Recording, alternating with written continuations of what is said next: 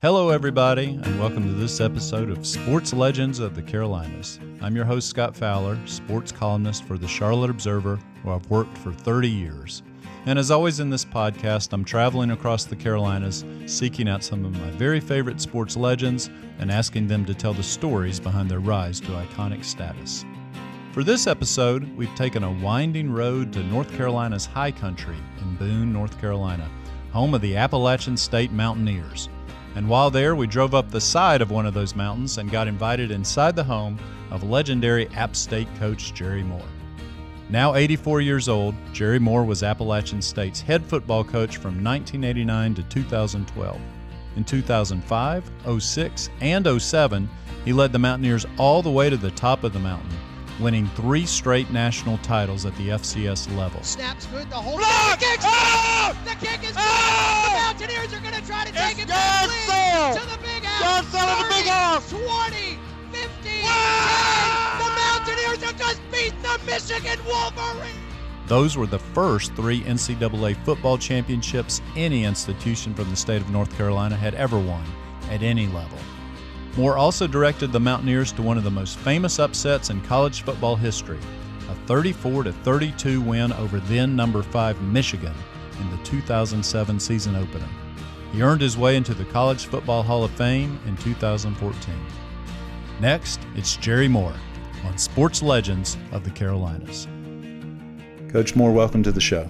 Well, thank you. I'm looking forward to it. Well, this is a pleasure for us to get to talk to you and to talk about all these great teams that you've had and also your time in Boone. Why don't you start us with just how long have you been in the Boone area, because you are particularly a legend in the North Carolina mountains. Well, we came here, I was an assistant coach at Arkansas in '88, and Jim Garner was the athletic director here. And Jim called me, and one thing led to another, and I met Dr. Thomas, the president or chancellor, and I just saw it as a great opportunity. And then I didn't know we'd be here this long. I mean, we kind of fell in love with the people here, the mountain people, you might call them. Wow. Yeah, so that'd be about 35 years. And you were from Texas. And really, most of your coaching experience had been in Texas. Prior to that, tell us about where and how you grew up. I grew up in Bonham, Texas, home of Sam Rayburn, and Speaker of the House.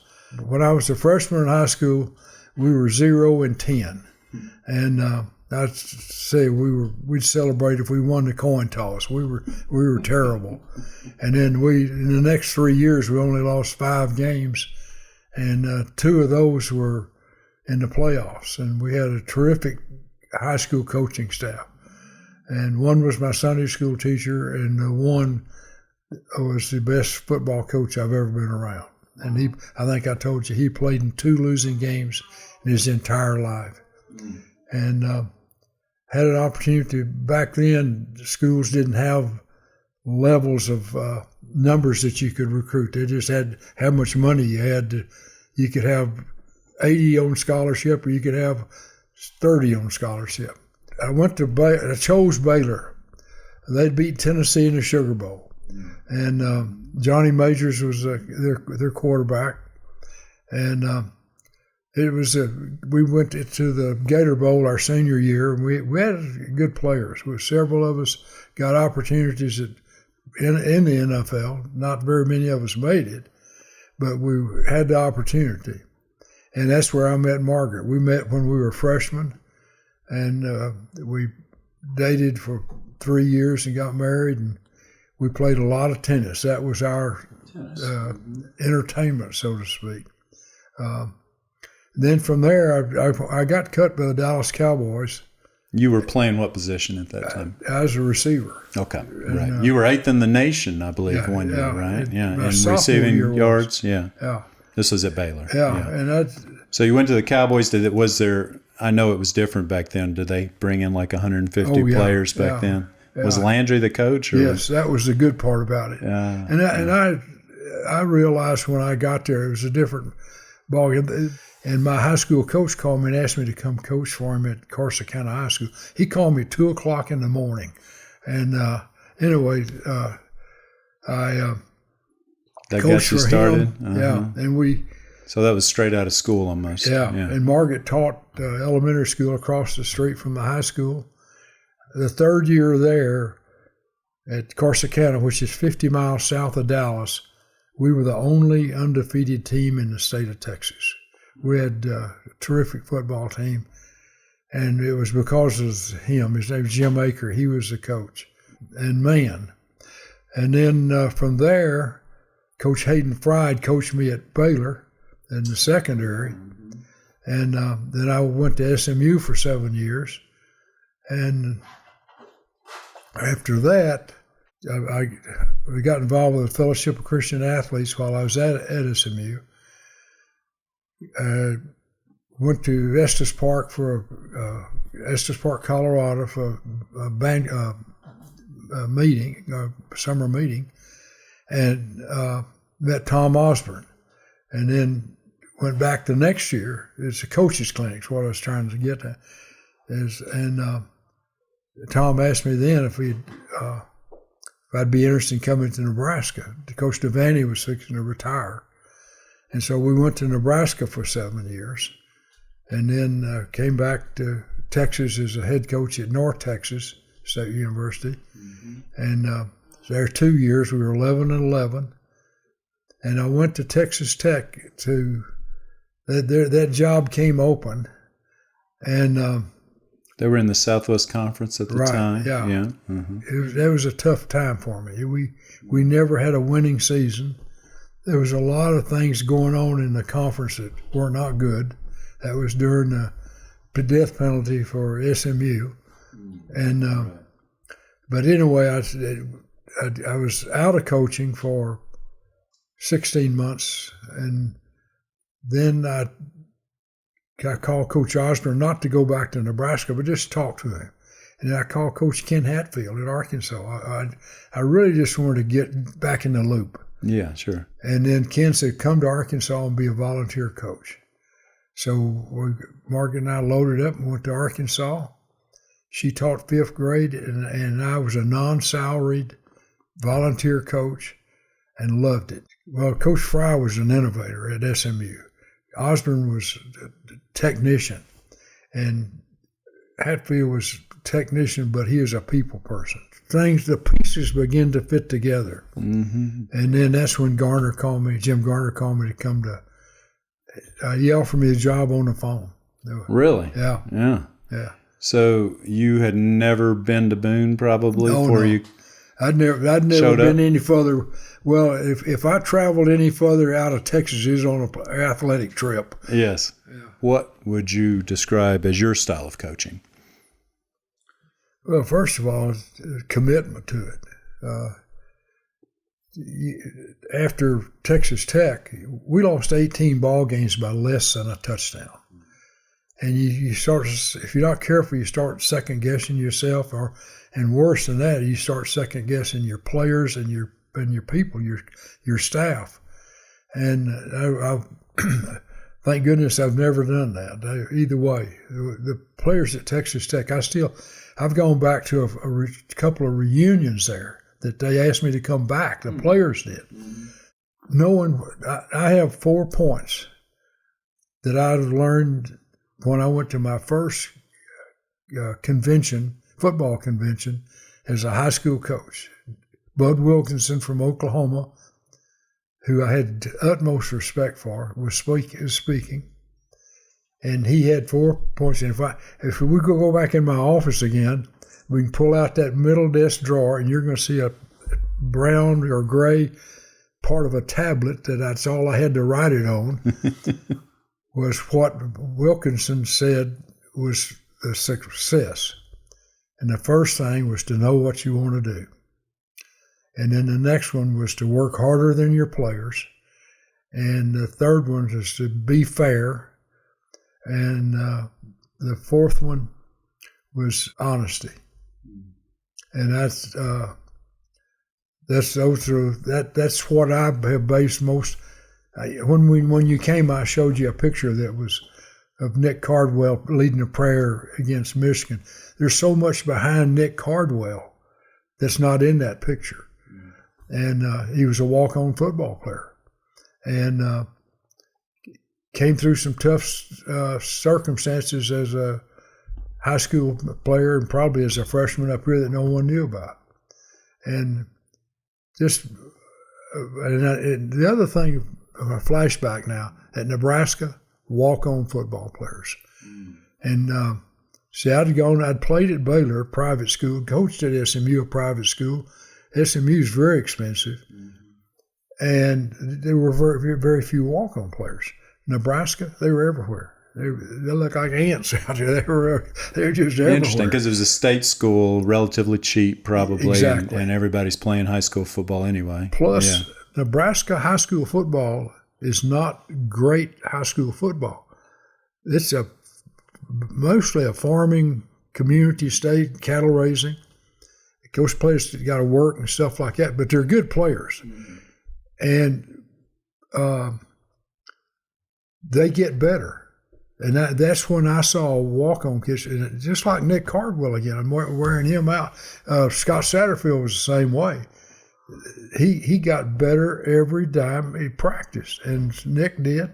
And and then coaches started recommending to us if a player got overlooked, so to speak, well, go to Appalachian. They've got a good walk-on program, and so we ended up with lots of walk-ons, but the athletic directors here were generous with that, and we had good numbers. It was nothing for us to have 100. We had 83 scholarships, or 65 scholarships. The big schools had 83. But we'd have 120, 110 players, so we could practice just like we did when we were in Nebraska. What did you look for? Because at App State, you generally weren't getting the absolute cream of the crop. You weren't getting 5-star recruits. What did you decide made for a good player at the level you coached here? The first thing that any of them, even the walk-on or any of them, I wanted them to want to come to Appalachian State. Now, I'm not an App State guy. I'm an Appalachian State guy. Okay. That's what they took me in the little room. Okay. Little room when they hired me here and made me learn how to pronounce Appalachian State. And how did you say it? Appalachian. So when I hear people say App State, it doesn't really bother me. Yeah. But I always have made a point. The full name. Okay. Yeah, it is. Well, what type of player did you like to have at Appalachian State? Okay. I said, I wanted somebody wanted to be here. Yeah. We work hard. We had high goals, and it all worked. It all fit, and we talk about. You hear people talk about family. I think we were pretty close to being family. The summers were outstanding here. The coaches' wives and the coaches would, like on Thursday, we'd go up under, that's the old stadium. We'd go up under the stadium and girls hot dogs or burgers and wives, and sometimes we'd play softball with them, and we'd do things with them that I think made us interact better. And all those are the things that I think led to the success that we had. And they haven't had many unpleasant things, but when things happened, we were there. We'll be back right after this.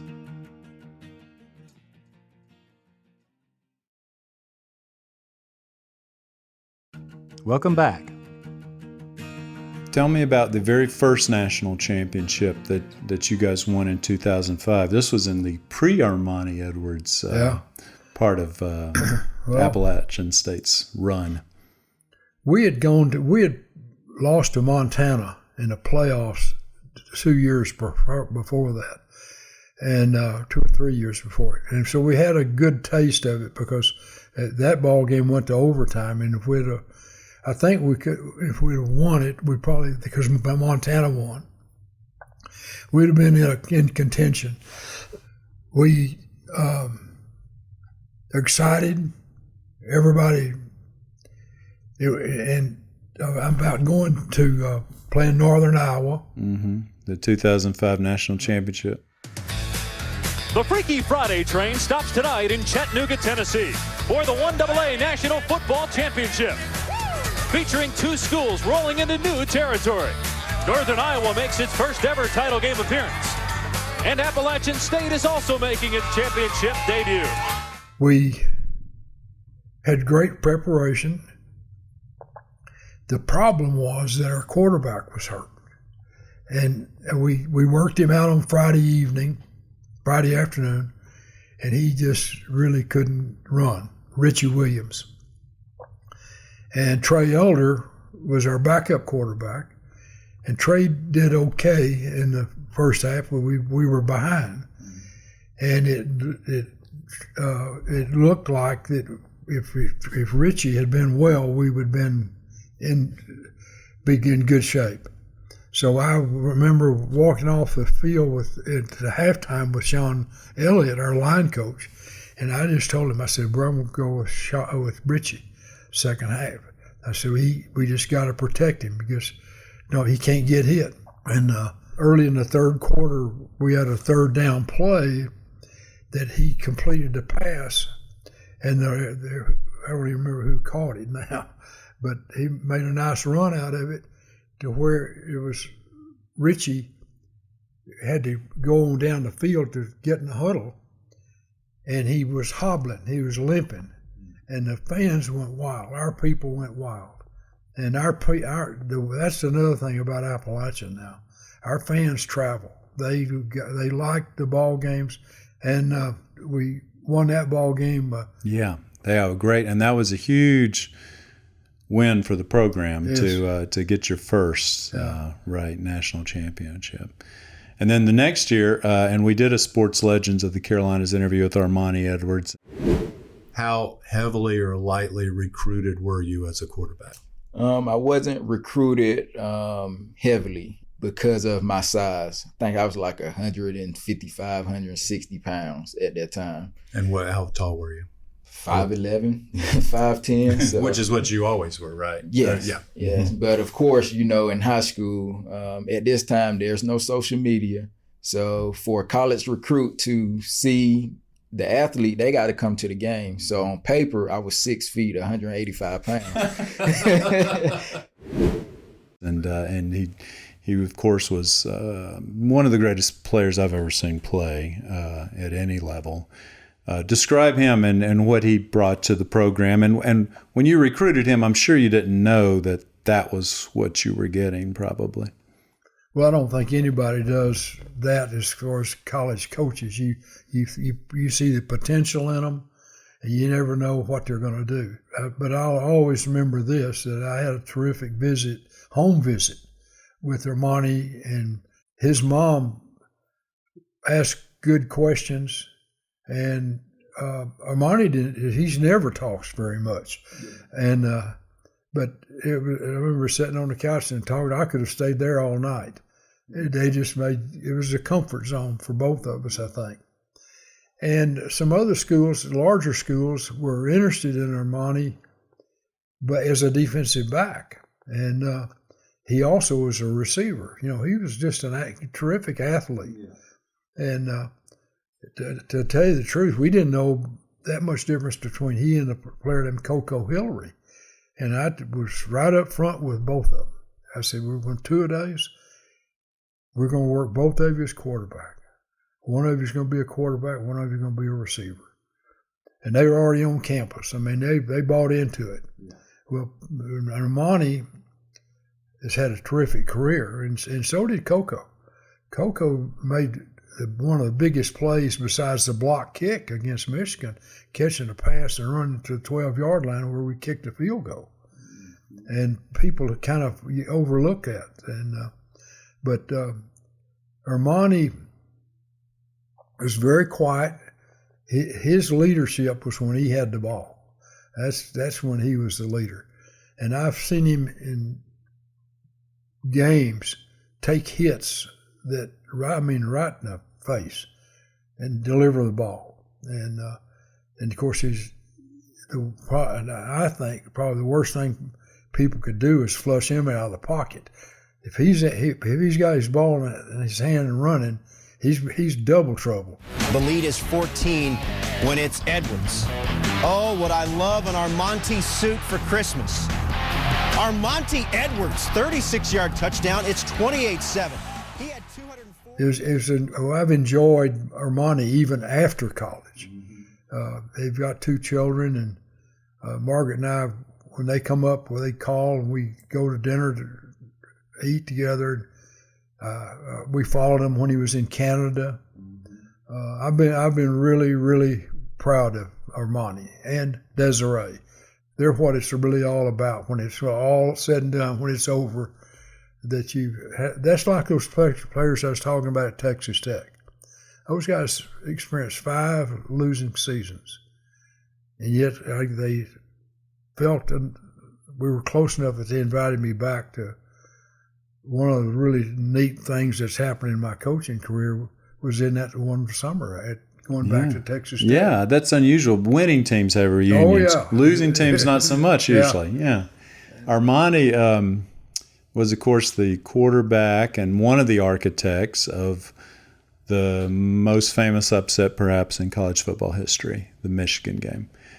So start at the beginning and tell us about the Michigan game. The coaches are back in the office looking at this video of the morning practice. Jay Sutton kind of pecked on the door of his assistant, their associate AD. He said, "Coach, Michigan just called. They want to play us." I said, "Jay," I remember that. I said, "I don't care what it takes.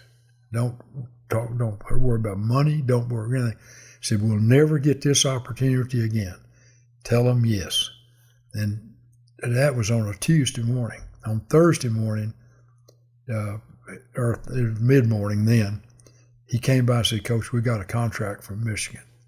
So that's how it all began. And that was just in the spring of the... It was in the spring. In the fall. So that game, college football schedules, for those who don't know, are usually set up many years in advance. Right. But this happened just at the last minute. Yeah. I think probably somebody opted out. Backed it out. And they had to fill it with somebody. Right. We had been a small school of notoriety that they could play and justify. And I'm going to tell you, when it was signed, you don't know if they can get that much better, but boy, their concentration. In the summer, I'm kind of an early bird. I go to the office early. Like what time? 6:30. Oh, okay, yeah. And that's 6 o'clock in the morning. See, and our strength coaches were working them out at 6 o'clock in the morning. Some of them couldn't because of classes and stuff like that, but majority of them. We built that new side, and there's a level up there not very many people know about. It's got some stairs to it. So I used to go up there. I'd try to read my Psalms and Proverbs in the mornings early. So I'd take that up there with me, and I'd read, and I'd look out over the stadium. The sun's coming up over the east side. And I'd watch them run and watch them go through the drills. And then the intensity level and the concentration. I'll give you one example. During 2 days, we ran fifths. This laps around, and the strength coach puts them in position by where they play, and he blows the whistle. They all start, and they got a lap, and then they take a break, and then they got a lap. Where the defensive backs, which Corey Lynch was in that group, and they should run fast, but the big old linemen. One of these mornings, or afternoons in this case, the linemen, 2 of them were just kind of behind the rest of them. And Corey went from the 20-yard line on one side and one end across the field, running hard across the field to catch up with those two guys that were not putting out that kind of effort. Patting them on the rear end, running with them, and he just finished his, hollering at them. And yet, now then, that didn't just affect those two guys. That affected everybody that saw that happen. The players, coaches, everybody. And I attribute it, that's how we win. I mean, you do what you need to do. I remember I rewatched a lot of that game at one point. You were just playing faster than Michigan, it turned out. We were quick. Yeah, you had a really fast team. Yeah. Spread them out. Play. Tell me about the first play. Yeah. Yeah, the slant, this little speed throw to wide receiver, and when they tried to run him down, he just blew through him. Was it Dexter Jackson? Dexter Jackson. I think, yeah. Off to the races and going all the way to the end zone, the speedster Dexter Jackson. Yeah, threw a touchdown right at the beginning. Yeah. You mentioned to me off air, but didn't you let them, and this was a good idea, obviously you go into the big house and 100,000 people, it's going to be pretty awe-inspiring. So the day before, didn't you let them sort of have at it a little bit? Tell me about that. When we went there to practice pregame, the day before, I gave them about 45 minutes. They could go anywhere they wanted to, in the stadium, concessions, which were closed, but just milling around. They didn't go in the Michigan locker room, but they went by it. But in fact, I went in the Michigan equipment room. The Michigan equipment man invited me in. And I walked there, and he gave me a couple of hats. They're hanging on in my office in there. It's like scalps. But I didn't want them looking around after that. I didn't want them to be in awe of everything. Those they'd won two national championships. They'd played in big games, and they'd played in games that could go either way. It didn't have to be a big game, but just a game that maybe got out of hand or something like that. And they were well prepared. Really well prepared. Right. People forget you had won 2 national championships, a future college football Hall of Famer at quarterback in Armanti. Do you think Michigan took you lightly, though? Because after all, you were little Appalachian State. Probably to some degree, I think they did. And in most instances in sports, that's the worst thing you can do.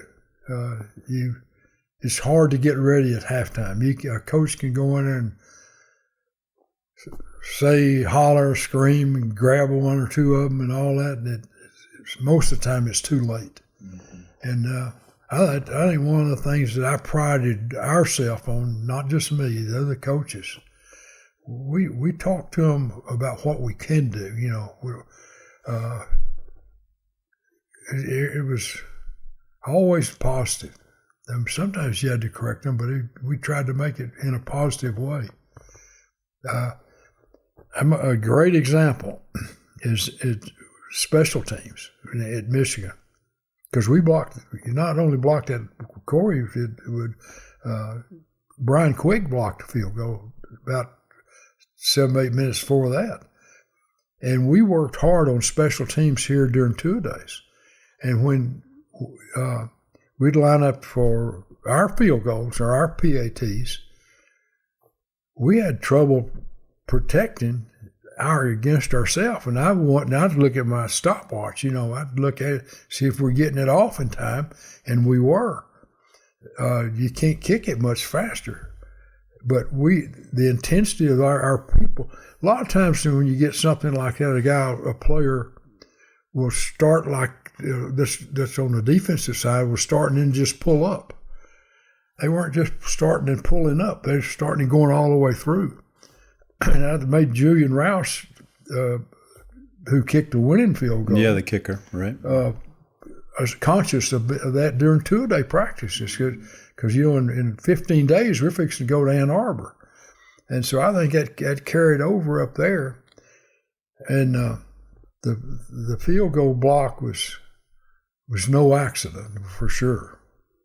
that was such a topsy-turvy game. You kicked the field goal to go ahead, and then Michigan had a great last-second throw down the field that I remember watching on TV and thinking, oh, gosh, they've done all this work, and now Michigan's going to end up with. Is that the way you thought on the sideline? Not really. And it wasn't because of me. It was because what was happening behind me. Players behind me, I'm standing there like I always did, got my arms crossed and all that stuff, and I could hear an echo behind me. We'll block it. We'll block it. It's like it just echo in a valley. It's just, we'll block it. We'll block it. Sure, and that's what they'd seen in practice. And sure enough, here Corey blocks it. 37-yard field goal. This is it. The snap's good. The whole block. The kick's good. The kick is good. The Mountaineers are going to try to take it back to the big house. 30, 20, 15, 10. The Mountaineers have just beaten the Michigan Wolverines. And what was your reaction when he blocked that? Were you on the field? Oh, geez. Yeah. I tried Do you even remember? I just remember it just chaos. I mean, Yeah. it's just, and I've been asked this before. What Lloyd Carr was their coach. What did he say? Well, I didn't get a chance to see him. We didn't see each other after the game. Really? He just Not even a wave. He's just like already off the field, kind of. nothing. Yeah. But he did call me on Sunday, and I wish it would have been in a staff meeting, and we could have put it on a recorder. Yeah. It was a great call. It's Classy. a classic call. Yeah. That is classy because it's hard after a loss like that. Yeah, I mean, sure it That is. probably signaled, to some people that was going to be. That's not a positive when you're a coach. That's No, you can't survive a lot of those. Yeah. We'll be back right after this.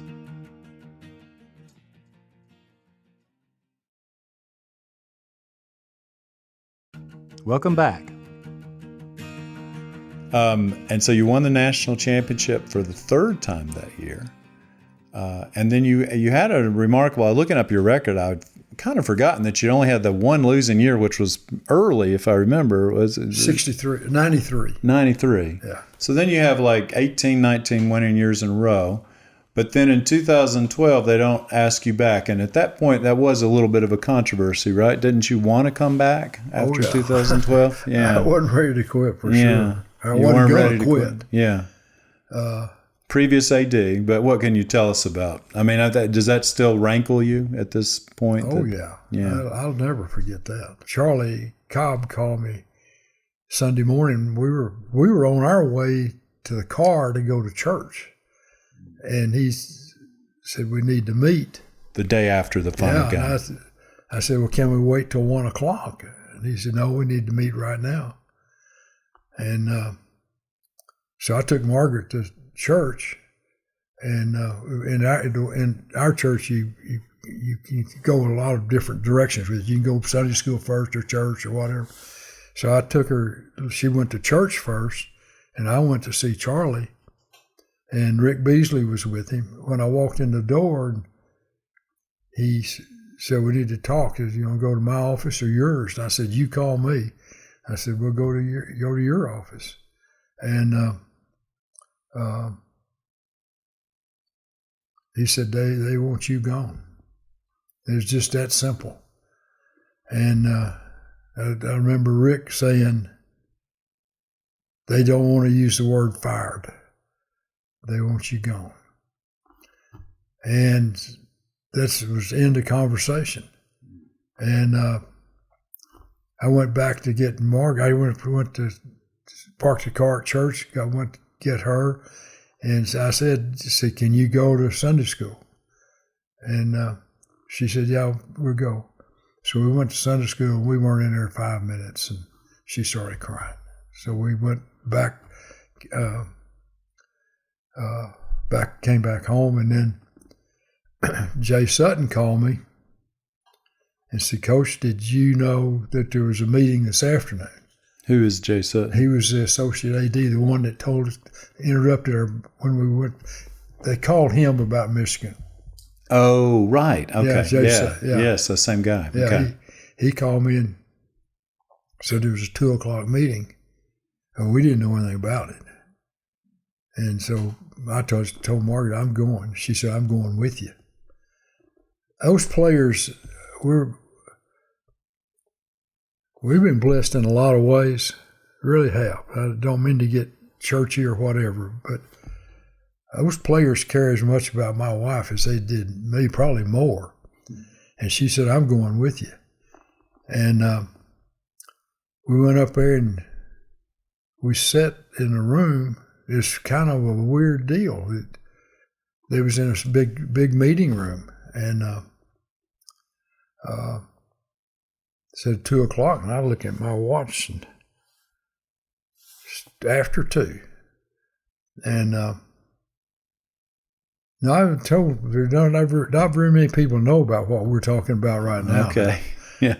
And so I looked at my watch, and I look back, and Rick and Charlie are sitting not in the back, but toward the back. There were a few players around them. And I looked back, and I said, you called this 2:00 meeting. And then he said something back to me as if I were to speak to him. And he said, he said something of the effect that, and then I did speak to him. And then Margaret, when I got through, she said a couple of things to the players. They're real sharp. Is this who were you speaking to? The team. The team. The whole team gotcha. was in there. Yeah, and again, not very many people. I've never said this publicly, and I don't expect anything bad to come out of it, but it's been personal for sure. I bet. Yeah. It just wasn't the right way to end it. Right. And you did not want to leave, and they pretty much. No, we'd lost a playoff game the night before. We were in the playoffs again. I know. Yeah. In a heartbreaker, if I remember. Yeah. But it blocked the extra point that could have tied it. It's blocked! It's blocked! And Illinois State wins the ball game! And so, if I remember, they put it out as if you had resigned, right? Yeah. Because they didn't want to use the word fired, but in reality, that's kind of what happened. Yeah. How long did it take you to get over that? Because I know you're in good graces with Appalachian State now, right? Did you have to have another AD in a way to a different administration? I never went back up there, not till those people were gone. And I remember asking him who. I don't want to dwell on it, but I said, who's they? And I got an answer I just soon not answer. Yeah, okay. Yeah. But I didn't go up there for a couple of years. And it was hard because those were the players she had recruited and the coaches she had, and the good thing about it was Satterfield and his wife Beth Scott. I mean, they didn't have anything to do with that. I mean, it was just it was a great opportunity for them. And he replaced you. Yeah. And I'm as close to them today as I was when he came in here as a walk-on recruit. And now, do you go to Appalachian State games now? I do, yeah. I mean, there's a statue of you out there. But you go to all the home games now? I mean, just about. Pretty much. You have, yeah. And the people have been, we couldn't have won a national championship every year and then be any better. Yeah. Our fans and well, you're beloved around here. I know. I've watched you walk through crowds. You can't get through a crowd because everyone knows you here. Yeah. Well, we've tried to be ourselves and put that behind us, and it's probably not a nice way to get rid of people. It is hard. Yeah. You're right. I mean, you think of, we were talking about Tom Landry and how that ended, and I was a Cowboys fan growing up. Oh, really? I mean, I was. Oh, because you were at Texas Tech at the time? Oh, SMU. Right. Yeah. That was a horrible way that it ended for Landry. His office was right across the street. Yeah. And I count that I told you about a guy named George Searle that mentored Joe Gibbs. Mm-hmm. I count being around Tom Landry one of the key points in my coaching career and in my life, not just my coaching career. I go back and play in the Fellowship of Christian Athletes golf tournament that's got he was huge in that. I remember. Yeah. Yes, right. He was a huge FCA person. Yeah. And, you're right. It is not easy when someone's beloved and wants to stay. Yeah, well, it's hard to. And so I'm sure you missed it then because your life was coaching not just coaching, but that was your professional life forever. Yeah. Well, you tell somebody you're going to do something, you like to honor your word. And during the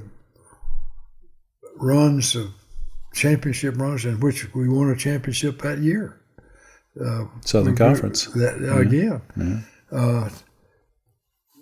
I've never been interested in any other job. I've never talked to anybody else about a job. I stood up some people in the mid-'90s probably. They were going to meet at the airport. I mean, I didn't stand them up. I just called and told them I wasn't going to come. Really? Who was that? And or do you want to say? No. No, okay. Yeah. Because you love this place.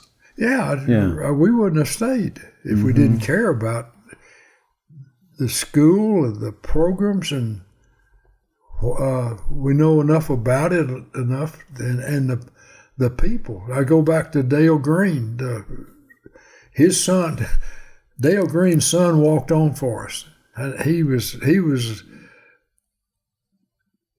not a good athlete. Yeah. Jeff, if you ever see or hear this, but he became captain of an undefeated football team. Wow. Yeah. And he was the captain of it. He was a difference maker. And now then, his son Jackson did the same thing, and he's a terrific leader. They're going to be leaders in this community the rest of their life. Their families, children, all. I look at some of the stuff that's going on in our country right now, and it's not very advantageous. It doesn't bring out. It may bring out the best in some men, and I hope it does. So, what do you do now, Coach, to keep yourself busy? What's your life like? I love to play golf, and I'm not very good, but I get good coaching, and I speak a good bit. Mm-hmm. I'm not very good at that either. No, I don't believe that. But and then just being around, and I like to work in the yard. If you guys weren't here, I'd be painting the deck. Yeah, You must be in really good health. Well, I think I am. I hope I am. But we just are. I'm gonna think a typical family, and I get disappointed, have a pity party every once in a while, and but it turned out good. It's we got some great friends here that we're close to, that we see almost weekly, and not just here in Boone. Men and women call us from all over the state. I keep saying we've been blessed. All this other stuff overshadows that day. And oh, for sure, yeah. Well, you had a few bad days here, but you've had thousands of good ones. Yeah. It's been really good. Well, last thing I'll ask you is, when you are speaking these days, and if you pretend you're addressing, say, a room of young people, just like you did, I've got, as I've mentioned to you, I have one son who's at App State right now, Appalachian State. Appalachian State. Excuse me, I'm going to remember that now. 4 syllables, Appalachian State. So he goes here, and I have one who's graduated and is a Mountaineer graduate. But anyway, if you're speaking to a room of 18 to 22-year-olds, knowing what you know about the world today, having lived all your life, what sort of, just give me a couple of brief pieces of advice that you would give young people today. First thing I'd say is they need to learn how to say no. Just say no. But they that's all over the world. I'd just be an example. Be an example to young people. Mm-hmm. And they're going to make mistakes. Geez, we all do. And I think it's just, those are the kind of things that you like to do. I told you about Nick Cardwell. I told you about the other kids, other players. That's what it's about. I'd hate to think where I'd be if it hadn't been for men like you two that made a difference in my life. It wasn't catching a pass or making a tackle that made a difference. It's just the people that you're around. And I came off an old 10 team. Well, it's been an amazing journey for you, and we're just so thrilled you joined us today, Coach, on Sports Legends of the Carolinas. Well, that's a privilege that you have. Thanks so much for listening to Sports Legends of the Carolinas, a production of the Charlotte Observer. This show is produced by Lume Ali Sally, Jeff Seiner, and Cotta Stevens. The sports editor of the Charlotte Observer is Lydia Craver. The executive editor is Raina Cash. If you know a sports fan, we've got a great gift idea for you. We've compiled the first 2 seasons of the Sports Legends interviews into a coffee table book, which includes more than 100 rare photos. Among the 33 legends in the book are Steph Curry, Roy Williams, Mike Krzyzewski, Dale Earnhardt Jr., Steve Spurrier, Jake Delhomme, and Dawn Staley. The first printing sold out quickly, but the book is back in stock now, and you can order a copy at sportslegendsbook.com. For lots more sports content, please visit charlotteobserver.com and consider a digital subscription. You can connect with me, Scott Fowler, by email at sfowler@charlotteobserver.com. Please subscribe, rate, and review the Sports Legends of the Carolinas podcast. Thanks for spending some time with us, and we'll see you next time.